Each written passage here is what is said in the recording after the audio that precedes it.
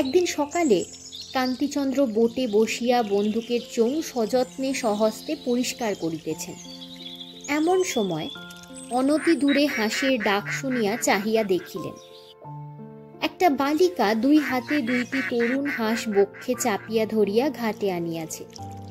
নদীটি ছোট, প্রায় স্রোতহীন, নানা জাতীয় শৈবালে ভরা। বালিকা হাঁস দুইটিকে জলে ছাড়িয়া দিয়া একেবারে আয়ত্তের বাহিরে না যায় এইভাবে ত্রস্ত সতর্ক স্নেহে তাহাদের আগলাইবার চেষ্টা করিতেছে। এইটুকু বুঝা গেল, অন্যদিন সে তাহার হাঁস জলে ছাড়িয়া দিয়া চলিয়া যাইত, কিন্তু সম্প্রতি শিকারীর ভয়ে নিশ্চিন্ত চিত্তে রাখিয়া যাইতে পারিতেছে না। মেয়েটির সৌন্দর্য নিরতিশয় নবীন, যেন বিশ্বকর্মা তাহাকে সদ্য নির্মাণ করিয়া ছাড়িয়া দিয়াছেন।